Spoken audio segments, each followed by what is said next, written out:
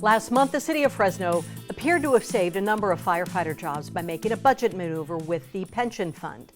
But the city's retirement system shows something different. Plus, the city recently settled another case for $1 million. On this Wired Wednesday, GVWire.com senior reporter David Taub joins us now to help us make some sense of the city of Fresno's long list of litigation troubles. Good morning. Good morning, Kim. All right, let's first start off with this pension fund. What did the city do? And let's talk about the objections also. Sure. Well, the firefighters, some of the bravest people in our city, well, they have a retirement fund. They pay in, the city pays in a little bit, but the city, they want to save their jobs. They remember they were in a $40 million hole come budget season last year. So they felt like we can save $6 million if we don't fund the pension as much. It's not necessarily a cut. But the city says, hey, we're already overfunding the pension, 116%, which means if they had to pay everything out right now, they'd be in the black. So they're saying, why do we have to keep paying them more when if we only pay, the same level as last year, we'll still be good? Well, the pension system said, not so fast. You don't have the right to do that. It's the pension board that sets the rate. And this year the rate's at $33 million. Last year was at $30 million. And they tell me, well, the city says they're going to save $6 million. They can't figure that out. These are people that are very smart with numbers. And when I interviewed them, they were giving me a lot of numbers, but they said they can't figure that out. How is the city saving $6 million? So they sent a letter last month to the city saying, restore the pensions to the full level that we determined it to be by our experts. And if you don't, there might be litigation. And it could cost the city a lot of money if they are successful. Because in addition to restoring the $6 million, the $3 million, whatever that is, well, of course, there's fines and interest, and of course all the legal fees. So the city may have to figure this one out. And when it gets to pensions, a lot of numbers, it can be a little confusing.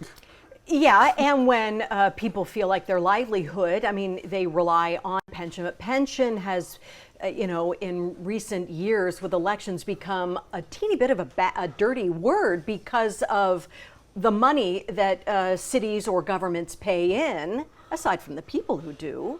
Right, well, remember, that maybe that needs to be cut all around. I'm not saying not for Fresno firefighters, but remember, it's been a concern. The city of Fresno is unusual from other cities and governments in the rest of the state because they are fully funded. They're actually, have strong fiscal management. Yeah. So when other cities are saying, oh, we're struggling to fund our pension, right. The city of Fresno has always had this history of doing it right, doing it well. So, there we go. They're saying we're doing it too well, so we need to dial back a bit. But of course, if you're expecting that retirement fund, you're saying no way. Right, absolutely. So that could go to court. Nice to hear that sentence, though. Fresno's always done it well. Let's talk about another case involving a police car crash and a settlement there. Yeah, it happened in April of 2023. I know KMPH was there. I was actually going to your archives to find out more information about it. But it was in downtown Fresno. A police car coming, sirens running, going to to an incident, and it crashes into a car run by a brother and sister, the Barbosas.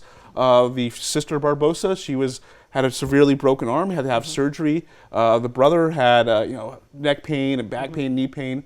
So they finally settled the city. It was determined last week. The city council voted in closed session.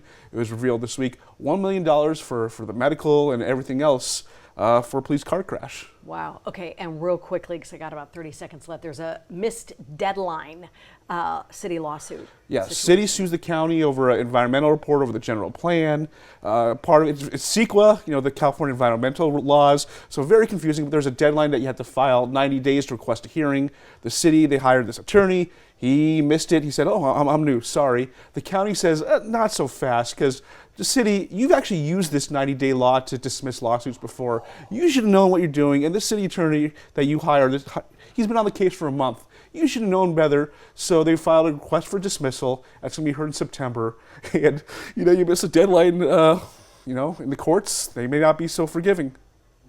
Did he get hired, though, after the deadline or the date? No, he got hired before the deadline. Okay. He had 90 days, from when they filed the suit. He filed it 109 days after. So he missed it by 19 days.